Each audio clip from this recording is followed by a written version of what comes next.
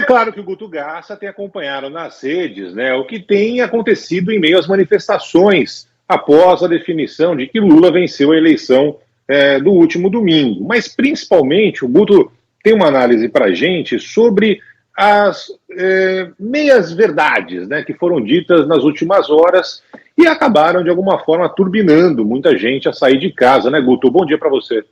Bom dia, Barão. Bom dia, Gabriela. Bom dia, Bom ouvintes. dia. Acho que é bem ilustrativo o exemplo dos caminhoneiros. Barão, o nosso trabalho, o nosso dia a dia de eleição, ele não terminava com a apuração. Ele continuava ad contínuo durante a madrugada de como seria a reação do pós-eleição. Quando a gente ainda estava no fechamento, era 8h30, 9 horas, ainda era muito no início, já tinha 550 mil mensagens tratando sobre bloqueio.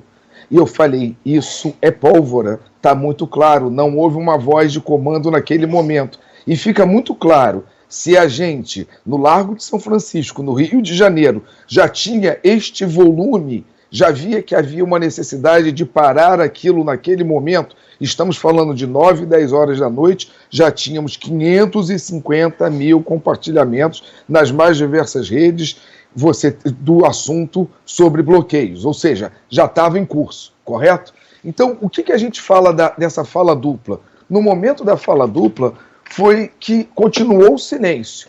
E na manhã, olha que interessante, para a gente compreender, na manhã de segunda-feira, logo no pós-eleição, ainda com o presidente Bolsonaro em silêncio, já eram 2 milhões de perfis, aí não é menções, são 2 milhões de perfis das mais diversas redes tratando o assunto dos bloqueios. Ou seja, repito, se isso já estava tendo acesso em rede, imagino que não só a imprensa, mas forças de segurança, controle de estradas, tinham que estar tendo esse acesso, falando, demanda novamente uma fala para amenizar, para parar isso. Ok, veio no dia 1º a fala do presidente.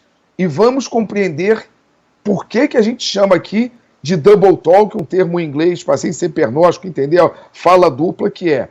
No mesmo momento que ele falou, não podemos tirar o direito de ir e vir, em momento algum, um líder como ele, vendo aquilo que estava com o povo no meio da rua, com chance de conflito, ele falou, o vá para casa, perdemos, voltaremos daqui a 4 anos mais fortes, vamos juntos, vamos fiscalizar esse governo. Em momento algum. Por que a gente fala que isso foi uma fala dupla?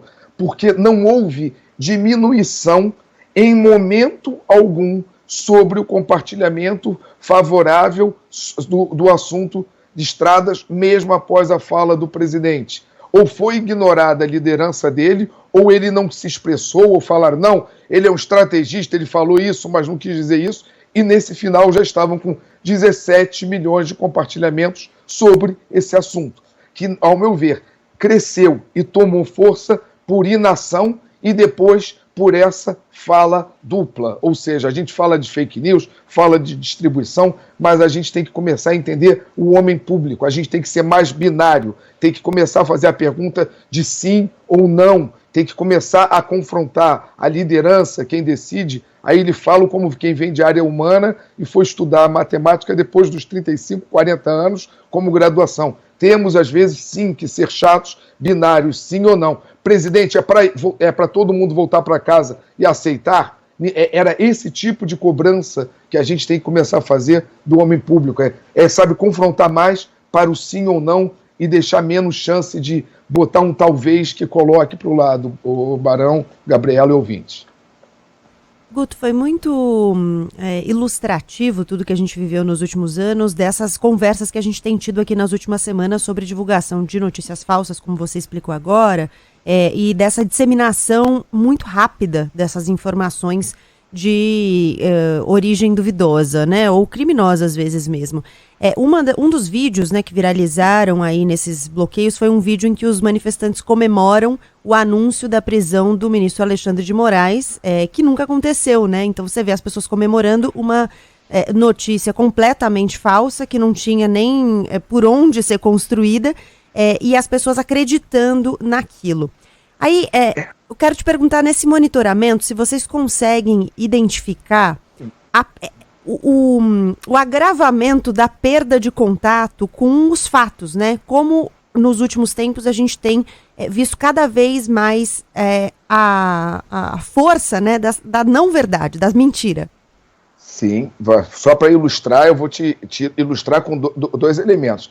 Primeiro, foram 135 fake news, como essa da prisão do Alexandre de Moraes, que eu lhe digo, ela beira tão o ilusório que parece que foi alguém infiltrado para, literalmente, assim, fazer chacota com a opinião de quem está na rua. Não pode ser sério. E, repito, foram 135. Desde o uso do Ciro falando que ia ter golpe, a umas manipulações, você fala, gente, qual é o objetivo disso? E tudo rastreável.